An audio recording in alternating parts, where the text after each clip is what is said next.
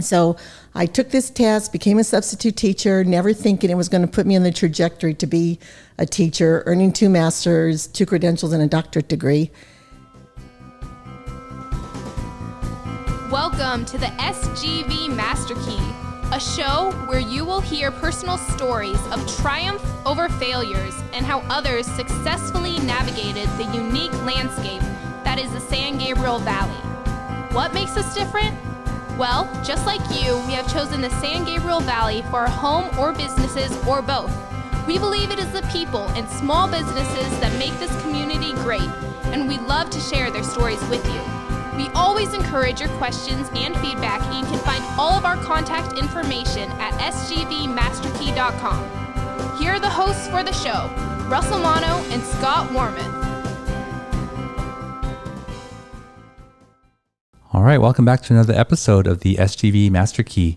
We're glad to have you here and spending this time with us, and I'm excited for today's guest because I always can recognize when someone has a passion, a real passion behind what they do, and the excitement comes through. And if that is there, I can almost listen to anything that they have to say. Yeah, well, we've discovered that passion is the key to success. Yes, to absolutely. Just loving what you do. And this also has some personal meaning to you as well. Yeah, absolutely. So, without my wife and her dedication to our children, I perhaps would not know as much as I do about learning differences in children, and specifically children with dyslexia. That sort of was just a term that I've heard, growing up. I didn't know anybody personally who has shared their experience with dyslexia, but some people in my wife's family had been diagnosed with that. So I guess there's a greater potential for children to have that. And we had noticed some learning differences in our child. So I'm very excited to hear about the passion and the story of our guest. And today we have our guest is the founder and president of Step by Step Dyslexia Solutions, Marianne Cintron. Welcome to the show. Hi, it's great to be here. Thank you for this opportunity to share. Yeah. Thank you. So I guess there's a lot in just the title of what you have created, but can you share with us what is your connection with the San Gabriel Valley? I've been in the San Gabriel Valley a little over 40 years. I came here after graduating from UC Santa Barbara with an English degree, not knowing what I was going to do with it. And I had a friend who encouraged me to get into retail. And my mom encouraged me to go to college, as well as my dad, because my mom would tell me an entrepreneur is not what you want to do. You want a degree where you have get a job with health benefits and a promise of a career. So I got my English degree, didn't know what to do with it. And I was recruited by Bullock's, a department store in West Covina, to be in their manager training program. And I rapidly went into the management program, and I was a manager of China and Silver and a manager of the shoe department. And I've been out in this area ever since. And that was 40 plus years ago. Wow. Bullock's. I have heard of Bullock's. Bullock's, now they're May Macy's. Company, Robinson's. Yep, Robinson's May, Yeah, and now right. Macy's. So when I first spoke to you about being on the show, you had just this, it felt like you were bursting with so much that you wanted to share. So I want to get into it. Share with us, what is it exactly that you do? What I do is train teachers and parents to work with their dyslexic children. I developed a reading program where kids are making significant gains in 30 sessions, 30 hours. They can make 1 to 3 year gains in reading because I combine music, classical music, with the reading program. So I developed a music app and a reading program, and the music just has a profound effect on the brain. So I also tutor from my home. I tutor about 7 kids to keep them, because it's a nonprofit, so that's my source of income right now. But I've been a public speaker, and I've been an international speaker now that COVID has allowed me that opportunity on Zoom. But my reading curriculum is in India, it's in Africa, and it's across the United States, and it's in Canada. What led you to this, from being at a department store to this kind of teaching and learning opportunities? Well, it's interesting because Teaching is my third career. After I was in retail for about 10 years, I wanted to change, and I got an invitation to work at Jet Propulsion's laboratory as a technical writer. And I thought, oh, that's getting me more towards my English degree. So I was a technical writer, and I worked as a temporary person, but then I got a permanent job with General Dynamics, and that transferred to another position at another company called ITT Barton, where I met my husband, and we've been married for almost 32 years. So it wasn't until we had children that I was interested in education, because I would volunteer in their preschool all the time. And the director said, well, you should just get this, you should become a substitute teacher.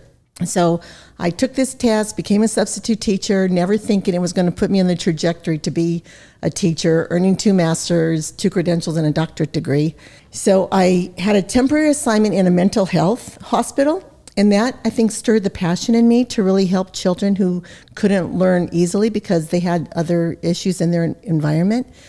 But when I started subbing, I got my first job teaching children in a 3rd grade class, and I saw how these bright young children just couldn't read or write. And I remembered helping in my children's kinder and 1st grade class and learning about phonics. And man, it was an eye-opener because it was like another foreign language. And I learned about phonics, and I knew that those teachers were strategic. They were trained to teach the children how to read and write. And I knew if they hadn't been properly trained, they could have set my kids and the others on a wrong trajectory. So I valued that, and I just wanted to help kids read. And I didn't even learn about dyslexia until I was earning my 2nd master's.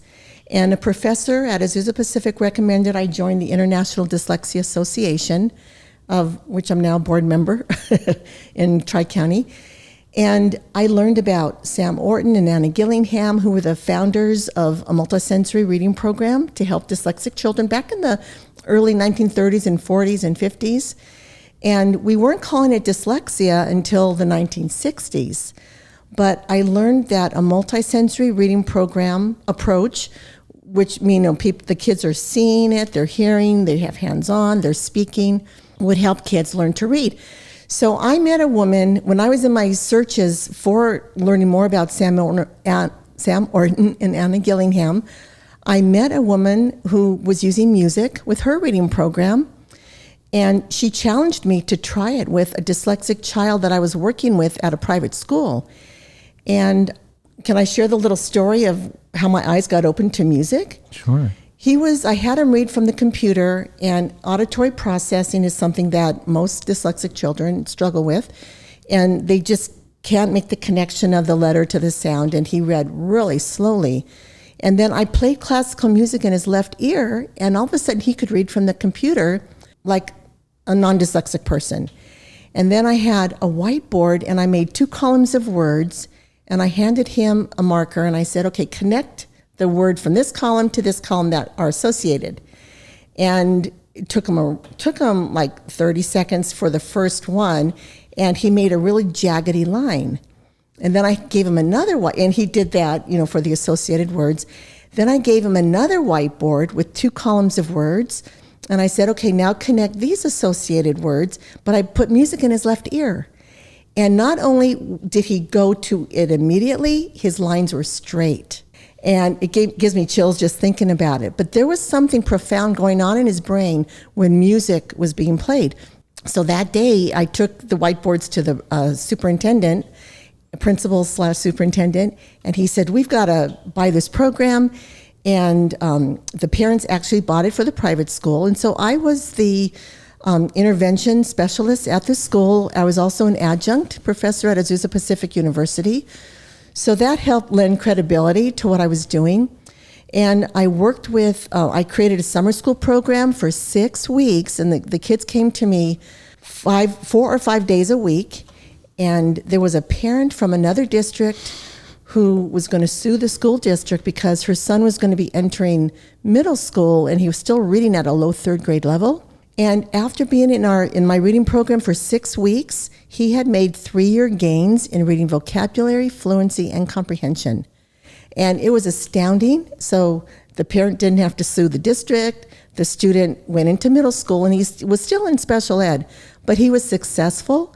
And I have stories like that over the years. I have a question. You focus on dyslexia. Mm-hmm. Now, how do you define or describe, what is that exactly? So the International Dyslexia Association will describe it as it's neurobiological in origin, and it's a student's inability to read, write, and spell, and that it's a learning disability. And I like to say more easily that it's a learning difference, and it's neurological in origin, and students are challenged with reading, writing, and spelling. And you can look at a student's writing. It's very difficult to read.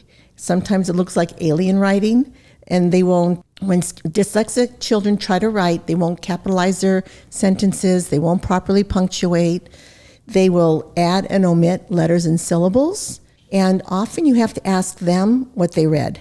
And sometimes they don't even know what they read. So how widespread is it? So dyslexia affects 1 in 5 people.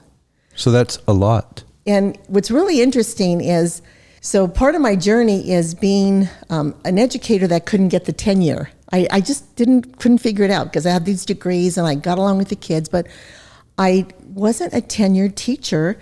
And I was an entrepreneur who was a teacher. And here my mom would always say, don't be an entrepreneur because there's no stability in your finances.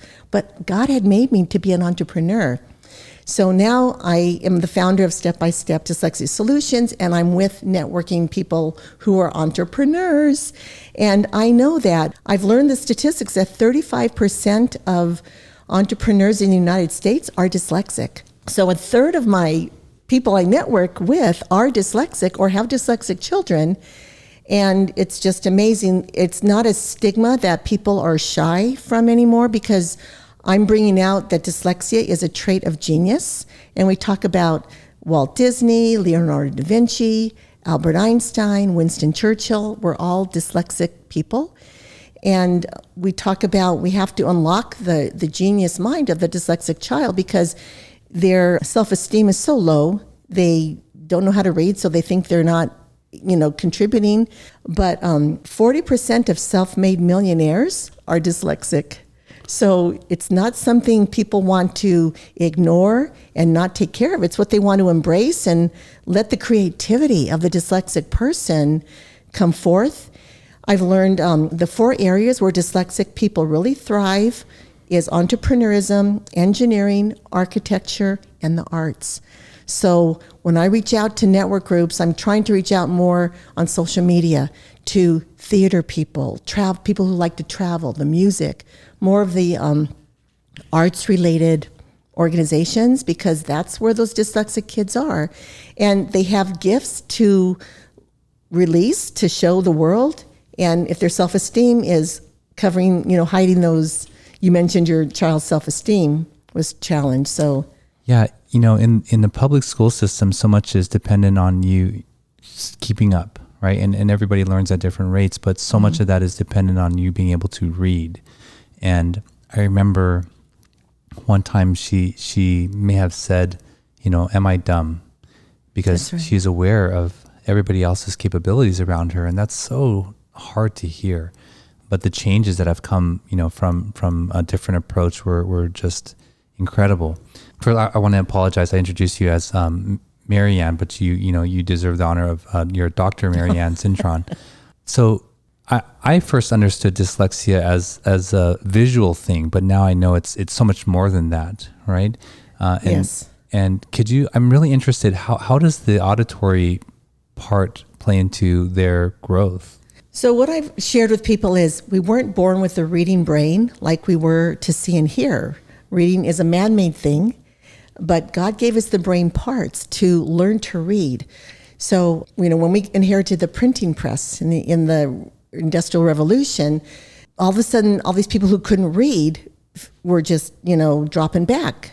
But before, we were an agrarian society, and people would learn by model and hands-on, and all these creative ideas were coming forth. So what happens in the brain is all the different brain parts will work together. There's a brain part, occipital lobe, where the visual is in the back of the brain. There's the auditory. There's, when I work with my students, I tell them, when you say the sounds, we're going to point to the circles or point to the letters and say the letter names, because the speaking activates one part of the brain, the pointing activates another part of the brain. And then when a student is saying the sound versus the letter name, whether it's P or P, different parts of the brain are activated. So when I did my doctoral research, I focused on the left and the right angular gyrus, which are the central gathering places in the brain for that reading information. And dyslexic people, I like to just easily say that they're reading from the wrong side of the brain. MRIs, brain scans, and functional MRIs will show that the left side of the brain will light up when non-dyslexic people are reading. So when dyslexic people are reading, it won't light up, and barely does the right side of the brain light up. But if you can imagine a dyslexic person is reading from the right side of the brain, so it wants to send over the wrong word or letters in the wrong order, so it will send farm instead of from, calp instead of clap. They're struggling there. And then plus the words cross over the central part of the brain called the corpus callosum, which slows down the processing. So what we do in our reading program is we play classical music in the left ear, and it crosses over to the right side of the brain, giving it a job it likes to do. So it's not going to take over the reading. And then the spelling exercises are in the app. The spelling exercises are played in the right ear, which cross to the left side of the brain, strengthening that left angular gyrus like Pilates of the brain. So I'm trying to, this is profound. This is incredible.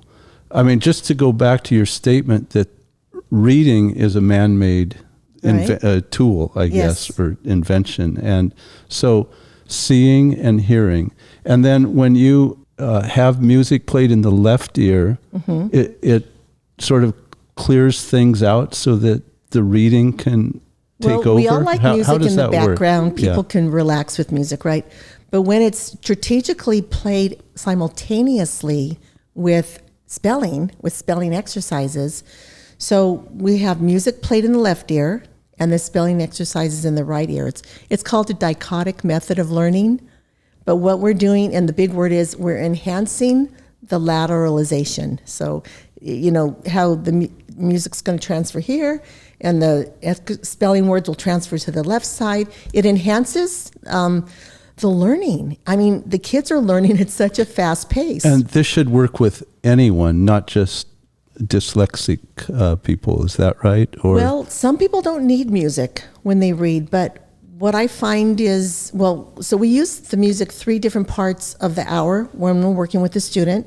We'll use the music when they're reading on the computer or reading the phonics, only the music.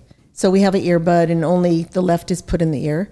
And then when the students work in a phonics or grammar workbook, we'll let them play the music again. And then at the very end, the culminating exercise is they take a spelling test. So kids who don't have dyslexia probably are grade level. They're probably moving ahead pretty regularly. It's the kids that need the intervention, and this is the intervention we're offering that says they'll make faster gains.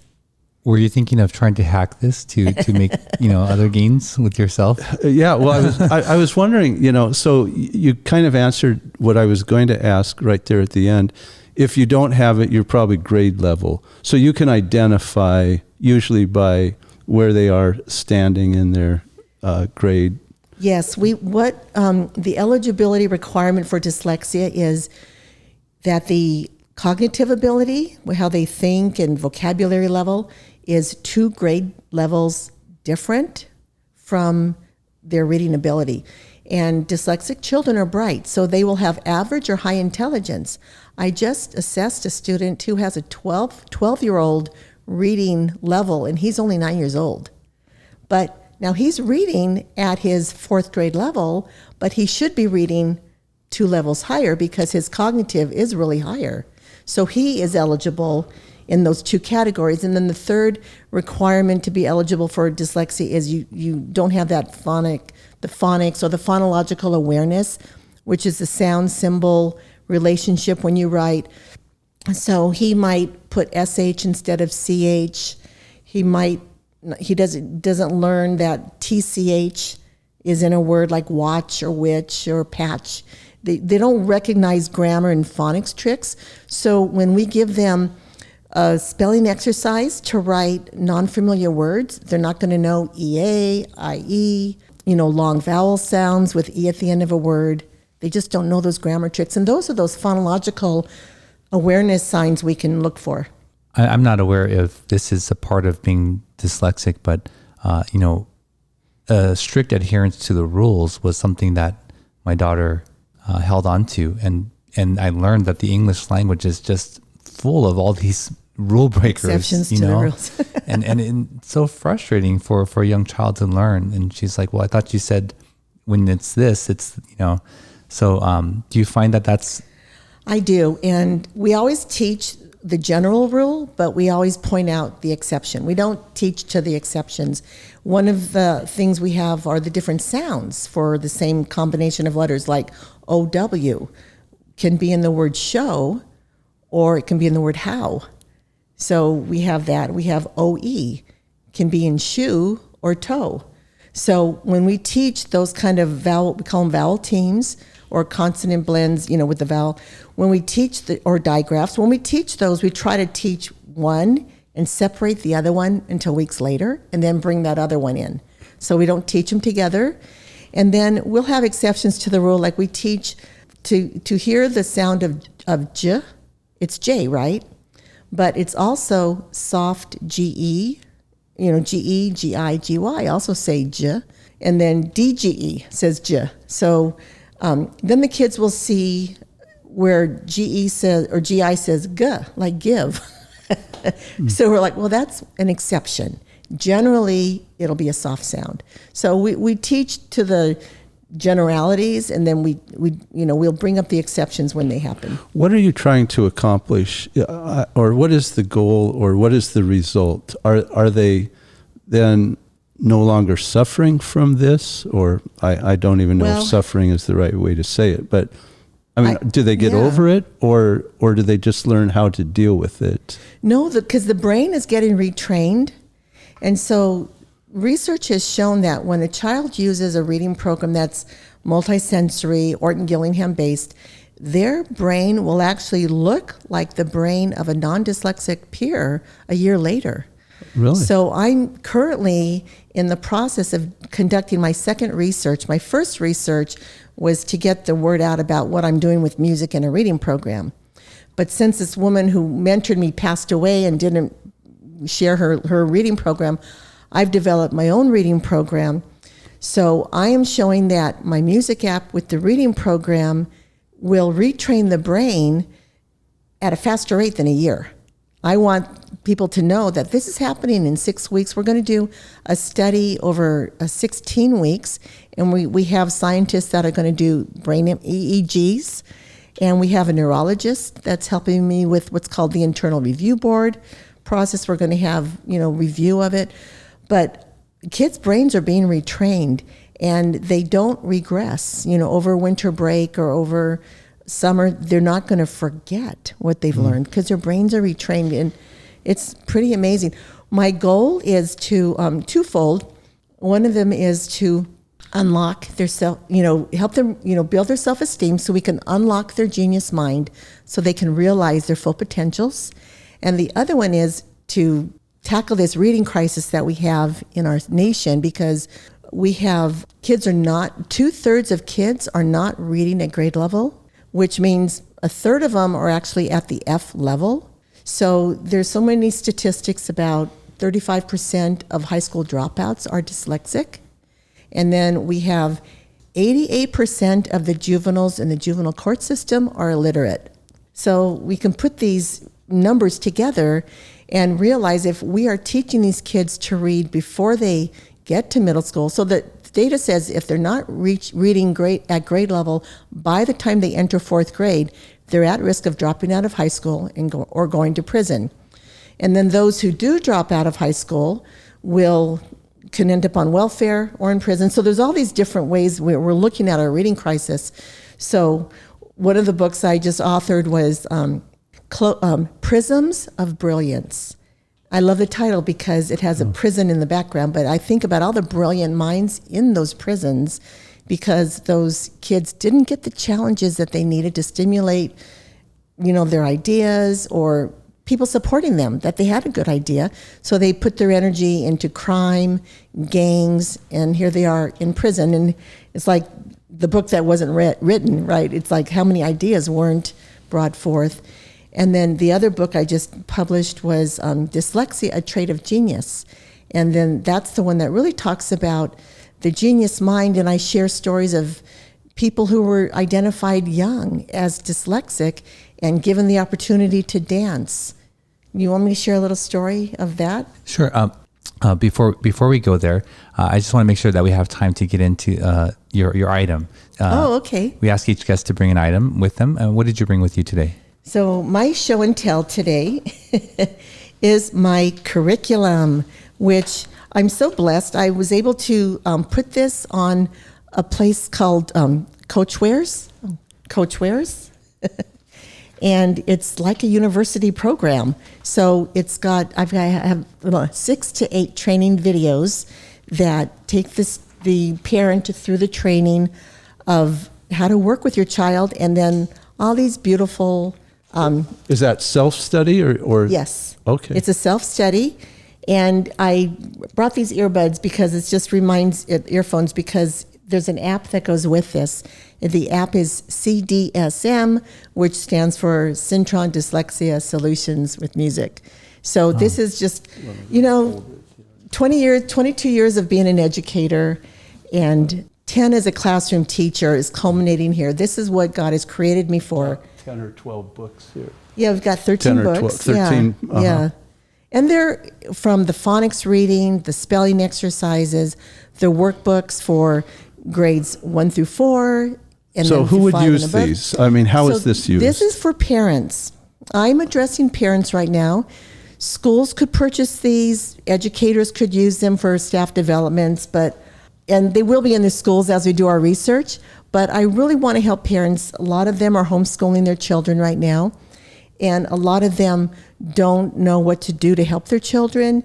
They're not seeing their children's creativity addressed in the public schools. They're not seeing their children's sensory needs addressed in the public schools. And kids need to move. They need to be able to ask questions. And so if parents are working with their kids at home, this is going to give them the tools to help them learn how to teach their kids to read.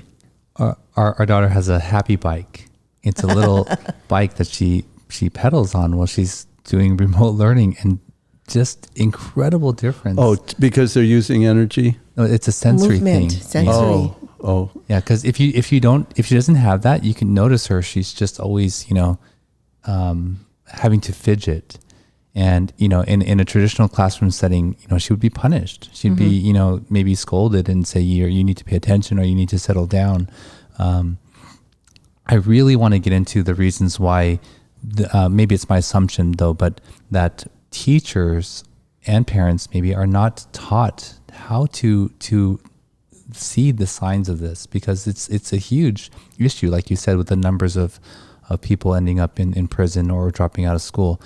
Before I get to that, though, I know you had a story you wanted to share. So do you... Well, I was going to share a sensory story because I work from a home office, and I brought in this wonderful kitchen chair for I was doing everything on Zoom. Suddenly students want to come to my home. So I just brought in a kitchen chair that's padded and just really nice and comfortable, I thought. And then one day I have a restless student that I'm tutoring, and I decided to bring in another office chair that my husband uses. And oh my gosh, it was like night and day for that student, because he had somewhere to put his arms. He could raise or lower it to the proper height at the desk. He could even put his feet up on the chair, and I wasn't going to yell at him. And he could swivel it if he wanted to move it. And it was like a 180-degree turn. So I went out and bought another chair for my students because of that sensory need. Are you aware of the Happy Bike? I'm not. Yeah, it's a little yellow bike. It's like it's a stationary bike, but it's very solidly built. and it's just tiny, and they're so cute, I'm trying to understand, what is the sensory part of it? I mean, I see it as using energy, but that's not what the value is. It's needing to move instead of being still. I used to teach in a charter school in Los Angeles that had beanbag chairs and cushions, and the kids could sit in those chairs and cushions, or they could even sit on a table because they were sturdy, and it just helped the kids to be able to move. And a kind pillows, of directed movement, is that what it is? Just if they need to wiggle, they can wiggle. Yeah. You were going to say something about dance. I was going to share a story about a young gal in the 1930s that they called Little Wigglebutt. Little Wigglebot, I'm sorry. Her name is Jillian Lynn, and her mom was very concerned because as a third grader, she still wasn't reading, and took her to the doctors. And the doctor put Jillian in this large room and said, "I'll be right back. I'm going to just talk to your mother." And he turned the music on when he left the room. And they looked in the window, and she was dancing. And he told the mother, "There's nothing wrong with your daughter. She just needs to be dancing. She's a dancer." So the mother got her involved with dancing. When she was 20 years old, she was the Snow White dancer with the Royal Opera House. And then when she was 50, two directors of famous musicals came to her, asked her to be the lead choreographer for Phantom of the Opera and Cats. Oh, wow. And that's just one of our favorites. Those are our favorites. And her name is Jillian Lynn, and she passed away in 1918 and at the age of 93 or 94. So I just think about parents advocating for their children young, looking into what can they do to help their children. And the fact that this doctor knew, I mean, there's a battle between the schools, let the doctor diagnose, let the school psychologist diagnose. My last year in the classroom, I was teaching 6 levels of math, and here I'm a reading specialist. And my school wasn't recognizing that in me because they had other reading people who had those roles, and they didn't want me to take over those roles. So I was teaching math, and dyslexia wasn't even talked about. I had another book I published called A Message of Hope, How Music Inspires Children with Dyslexia, and never discussed it with me. And the last week I was there, the school psychologist sent us an email asking, so are there any children that you suspect might have dyslexia? And I'm like, oh my gosh. So we've been, they'll assess the kids for auditory processing to put them in special ed, but there's just a few tests more that they have to do for dyslexia, and they just aren't doing it because that means they have to train their staffs, and to them, they don't think they have extra budget for it, but that's what we pay the schools for. And dyslexia the kids don't need to be in special ed. We want to actually get them out of special ed. Once they start reading, let them exit special ed. And we have a testimony of a young second grader who didn't even know letter names and sounds. So we helped him with that. After a year, he was exited from special ed in reading, and he was reading at a 4th grade level and comprehending at a 5th grade level with our reading program. After an additional year, he's reading at a 5th grade level, comprehending at a 6th grade level. So there's that opportunity to keep growing and growing, but this is with one-on-one intervention, and the schools they're not working it out. So that's what we really wish we could help. You mentioned that a lot of dyslexic children grow into these very successful, accomplished positions in life. Do they get there without this kind of intervention and help? I mean, do they just have to bounce around and learn before they, get to that point? There's a lot of adults who'll share their stories that they've worked things out. And because I interview people also who are dyslexic, they'll say, we just worked it out. We never even knew it was a problem. But they see it in their children. And they're seeing that, gosh, it's hard to raise kids nowadays. And their children are having that low self-esteem because they're being teased. But what we try to encourage the children, that they need that intervention. And parents, fortunately, the parents who can pay privately will pay privately for help. But those kids who want to go to college, there's actually accommodations that they can get to go to college if they need a degree for engineering or they want to be teachers. One of the gals on our board, Christina Bacour, she's dyslexic, and she just graduated from UC Davis with a science degree in animal science, a BS in animal science, and she just competed for Miss California. She ranked in the top 10 just this summer, but she also got accepted to veterinary school.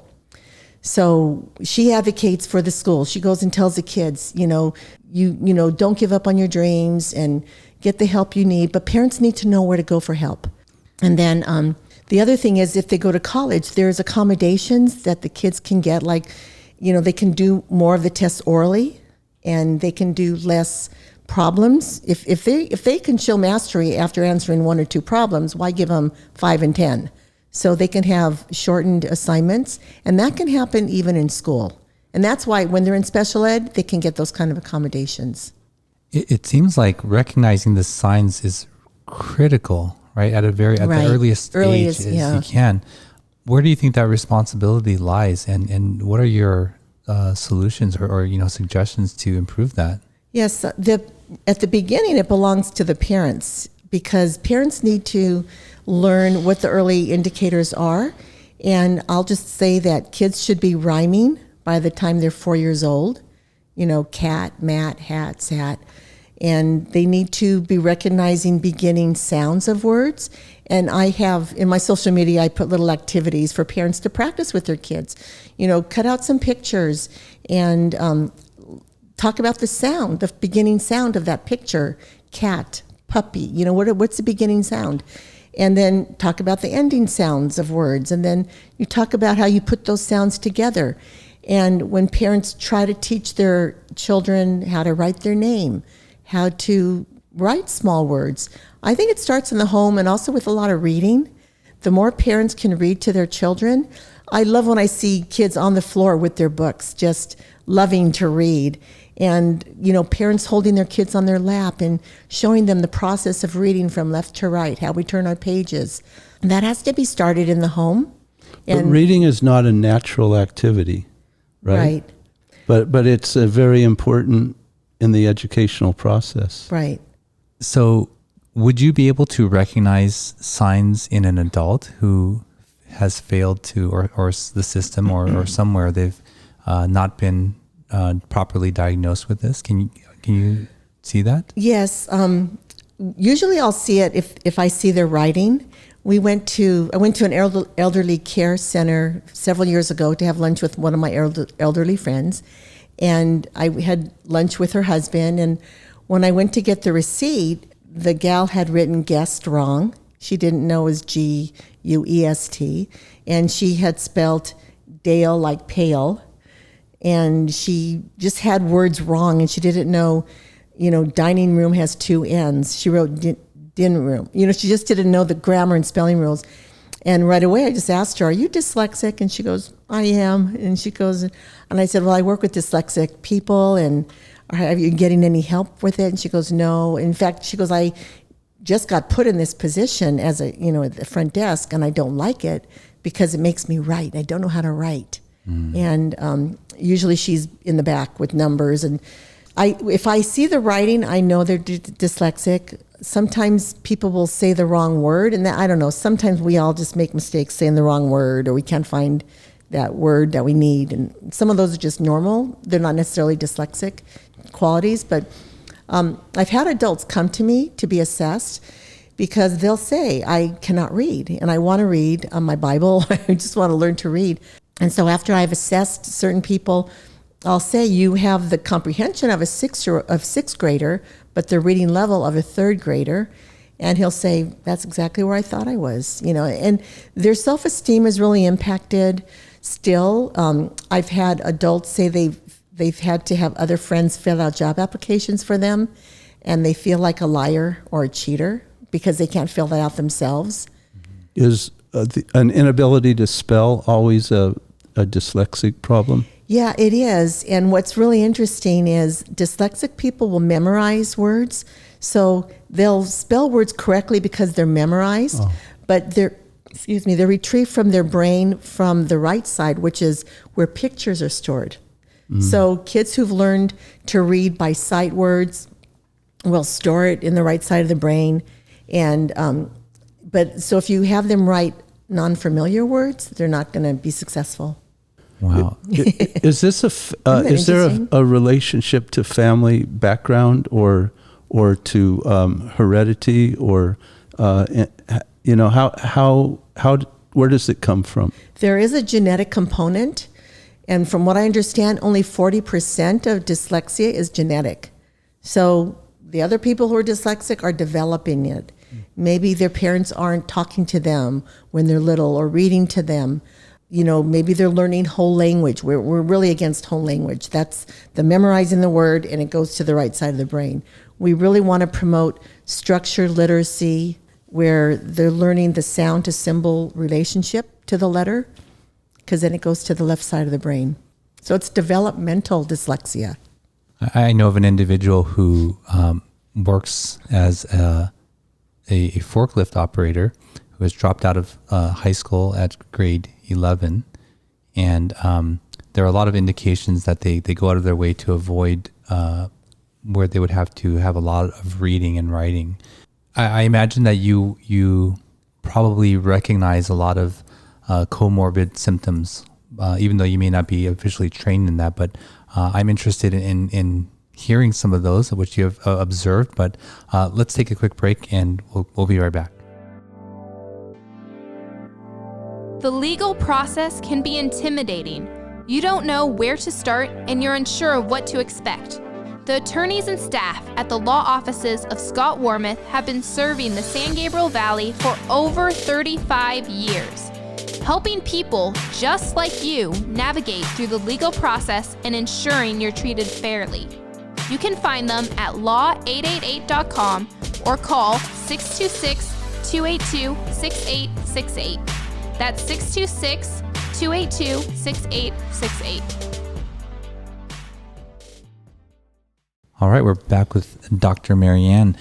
Before the break, I mentioned an individual that I know, but as someone who is around and working with so many people with dyslexia, I'm really curious to any patterns that you have observed in comorbid issues that may affect them. A lot of it is the attention deficits, either ADHD or ADD. And the woman who mentored me 18 years ago said if kids were more stimulated, they wouldn't have ADD or ADHD. They need the curriculum to stimulate them. So our reading program is very engaging, and the kids just go, gosh, time's flying. It's a half an hour already. So someone once said it's not a learning disability, but a teaching disability, that teachers need to know how to address and how to let the child stand up and go to the computer and read. Okay, now come over here. Let's get these 5 color highlighters and let's do some work in the workbooks with highlighters so we can categorize different themes that we're learning. So ADHD and ADD are the main ones. And I've even had parents send their students to me who have autism, and mostly a mild sense of autism, but they have dyslexia is there as well. So, and then there's also dysgraphia, where the writing is just really, really sad. I mean, you cannot even understand what they're writing at all.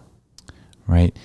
You had mentioned, so just the impact of this and what the statistics that you shared earlier about, people in prison and dropping out of school, it seems, critical that the world, be aware of this.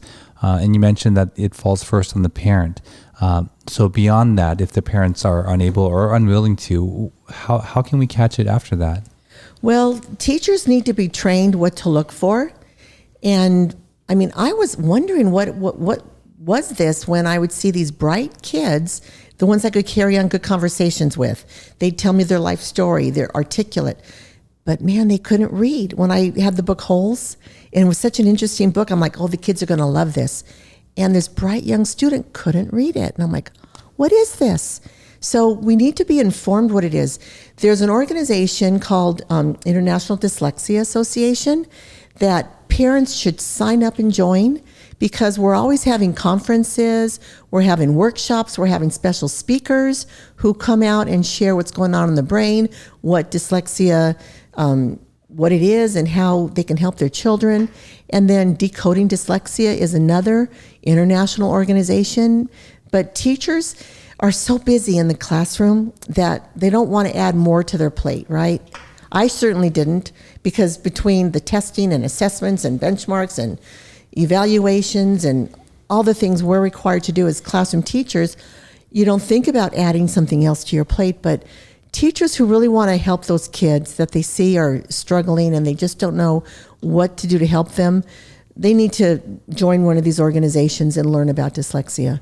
Yeah, and like you said earlier, the sooner the better, right? So even if they can develop ways to read and improve those things, the self-esteem may already be quite destroyed, Yes. by, let's say, 5th grade, 6th grade, if they already are falling behind.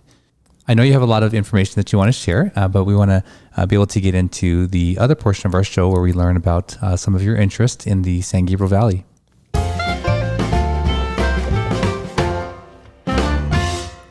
So here we go into what we call the SGV3, which is talking about places or events or things you like about the San Gabriel Valley. And after such a fascinating conversation, this seems so prosaic or commonplace. But, let's... Delightful.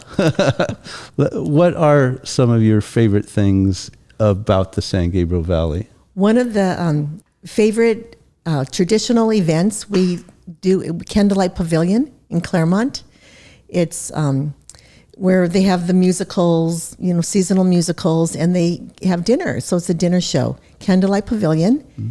And we love that. It's a family-owned business, generations. It's a year-round yes. activity? And of course, with COVID, they got shut down for a little bit. But we love doing that for anniversaries, Christmas events. And we've been taking the kids since they were little to go there and even sit on Santa's lap, those kind of, how young they were. Now they're in their 20s. So Candlelight Pavilion. We love a traditional Mexican restaurant called La Tuteca, and that's in Azusa. And they make their own tortillas, and that's also grandfather-owned, generational. Where in Azusa? Do you know the streets? It's on Azusa, right below Foothill in Azusa. Okay. In Azusa. And then, so we always go there. And then another place where my husband proposed to me was Pomona Valley Mining Company. Oh, yeah, that's at a the famous top of one. the hill. Yeah. I never heard of that. What is that? Pomona Valley. It's you go up the big hill, and it's if you're driving mining company look. Yeah, west. If you're going east or west, really on the 10, just past the probably the 57, right? Uh-huh. So as you're, let's say you take the 210 and you come down the 57, and then go east on the 10. To your left is a big hillside. Yeah. And Pomona Valley Mining Company is a restaurant. It's a big wood structure. It's been there for as long as I can think of. Yeah, and it overlooks the valley. The whole valley. Yeah, it's really nice. Wow. Okay. There's no signage though that's visible from the freeway. Then you can see the actual restaurant and the name. Or you can see the name too. If you look up there, it'll say Pomona Valley Mining. Okay. Yeah, I know it from just seeing it every time I take that freeway. And it's a popular restaurant for corporations that want to take their employees. That's how we were introduced to it. Yeah. But very romantic too. Oh, yeah. I bet. You should win some sort of prize because you had 3 new and unique places for this. None of those have been mentioned before. Right. Yeah. Well, Marianne, thank you so much for sharing, your life's work really and the importance of what you're doing. So what's on the horizon for you? What's coming up? Well, I am working on some research, like I explained, to help 24 students learn to read. And we want to show the evidence that music with reading really does have a great impact on the brain. I just published 2 new books. And one is, I mentioned them earlier, Dyslexia is a Trait of Genius, and how to unlock the genius mind of your dyslexic child, available on Amazon. And Dyslexia, the Prisms of Brilliance, and this is closing the achievement gap and stopping that school to prison pipeline. I also have my curriculum up on Courseworks right now. Coachwares, Courseworks. It's available for parents or if educators want to look there. Psychologists, speech pathologists. So we're just getting this information out to the public. Sure, and we'll have all those in the show notes, links to purchase those. And you also have a podcast. I do. And so on my podcast, it's Dyslexia Solutions. I interview adults with dyslexia and parents who have dyslexic children, and I have them share their journey with their child or their own journey. I mean, I have interviewed a design engineer of high-performance cars who had dyslexia. I interviewed people who've been really, high accomplishments. A lot of them are designers, creators, and even our pageant, California competitor for Miss California pageant. And then it just inspires our audience. So the audience are also dyslexic adults, and so they're encouraged. I've had people from the education field who know the law with dyslexia, and we've had statistics. I've had people who share about health and how parents have to pay attention to what they're feeding their kids if kids have dyslexia, so that's weeded away. Can you speak on that? Because we noticed some things with specifically dairy and gluten. Yes, what this person shared is trying to eat as organically as possible and cutting out preservatives. And I'll have students come to my tutoring. They have Captain Crunch for breakfast or Cocoa Puffs, and I'm like, no. Parents have to pay attention, having their children eat the vegetables and the fruits and not eat packaged foods. But we all have to eat like that, right? We all should try to eat healthier that way. But when there's learning challenges, man, parents want to do what they can for their kids. And I think the first thing they need to do is look at what their kids are eating. Oh, sorry. I have another question. Do you find resistance from parents to accept that there is something different about their child? No, parents are just so glad they find me. They're like, oh my gosh, my son has made drastic improvement with you. Whatever you're doing, their teachers are saying, don't stop. They know their children have challenges, and they're just looking for an answer. They're looking for help. So I don't, when I give a diagnosis, what I do is I pre-screen some kids for dyslexia. That's an assignment that I do. And parents are just so relieved to either know their child has it so that they know what to do, or they know their child doesn't have it so they know what to do. And even for themselves, they know if they're in a wrong job placement because they have dyslexia. But most parents, if they can pay out of pocket, they can get that private tutoring, and those kids can get the help, which, it's interesting. My cousin pointed out to me that Steven Spielberg, Walt Disney, other people Steve Jobs, people who have been very successful with dyslexia, you never know what kind of support they had, and even people funding them financially to get their ideas out there. So it's kind of, sad that only the people with money are the ones that can pay for intervention for their kids. That's why we're trying to get the research out to give the schools the option to, let the kids all have a fair chance at getting intervention. Oh, that's wonderful. Yeah, I'm really thankful that someone is doing the work that you're doing. How can people reach out to you? How can they connect with you? Okay, so my website is dyslexia-solutions.com, and there's a Meet with Me. They can email me there and chat and find my curriculum and a lot of good stuff on my website. And then my podcast is Dyslexia Solutions, and then I also have a YouTube channel. And that's Dyslexia Solutions. So people can find all that information on my website. Excellent. And for the listening audience or the viewing audience, we'll have all those links in the show notes below. So thank you again for the work that you do and for sharing your story with us. Thank you very much. Yeah, I really appreciated having you on the show. It's been a pleasure. Thank you. Thank you. Thanks for checking out another episode of the SGV Master Key. You can find the full back catalog of the SGV Master Key at sgvmasterkey.com and wherever you get your podcasts. This show was produced and edited by Russell Mono and Victoria Allers of Kind Monster Productions. Thanks again for listening or watching. We'll see you again real soon in the next episode. matter. No kind of matter.